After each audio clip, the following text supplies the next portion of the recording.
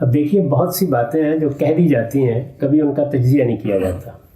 دنیا میں جو جنگوں میں لوگ مرے ہیں ان کی ایک فہرست مرتب کریں، مذہبی بنیاد پر مرنے والے کی فہرست ہزاروں سے آگے نہیں بڑھے گی، اور سیاسی اقتدار کے لیے جو جنگیں ہوئی ہیں ان میں پہلی اور دوسری جنگ عظیمی کے ذرا مرنے والوں کی فہرست مرتب کر کے دیکھ لیجیے۔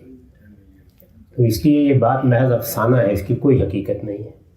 یعنی رسالت مآب صلی اللہ علیہ وسلم کے زمانے میں آپ کو جو جنگیں کرنی پڑیں اور دفاع میں کرنی پڑیں، ان کے مقتولین کی تعداد سینکڑوں سے بھی زیادہ نہیں بڑھتی۔ اور دیکھ لیجیے پہلی دوسری جنگ عظیم میں کیا ہوا تھا، یہ جو ایران عراق کی جنگ ہوئی تھی اس میں کیا ہوا تھا، ابھی جو حوثیوں کے ساتھ جنگ ہو رہی ہے اس میں کیا ہو رہا ہے، اور کیا اس وقت جو جنگ ہو رہی ہے فلسطین میں وہ کوئی مذہبی بنیاد پر ہو رہی ہے؟ تو سیاسی اقتدار کو قائم رکھنے، دوسروں کو اپنا مغلوب رکھنے کے لیے جنگیں کی جاتی ہیں، وہ ہمیشہ ہوتی اس لیے ہیں۔ ہم نے 35 سال تک میں نے تنقید کی، مجھے ملک چھوڑنا پڑا اس کی وجہ سے کہ یہ آپ کیا کر رہے ہیں افغانستان میں۔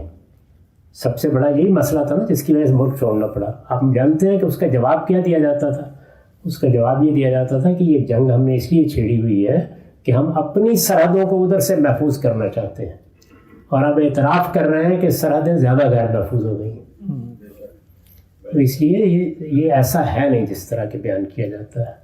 دوسرے سوال میں کیونکہ سوال ہیں بہت سے، تو میرے پاس اس کا وقت تو اب نہیں ہے، کسی اور وقت میں پوچھ لیجیے، ان کو لکھ کے بھیج دیجیے گا، ہم وہاں اس کا جواب دے دیں گے۔ ایک سادہ بات عرض کر دیتا ہوں، مذہب اس دنیا میں ترقی کرانے کے لیے نہیں آیا، وہ آپ کی موت کے بعد آپ کو خبردار کرنے کے لیے آیا۔ ٹھیک ہے، یہ جو آخری جملہ ہے اسی پر ہم آج کی نشست کے خاتمے کا اعلان کرتے ہیں۔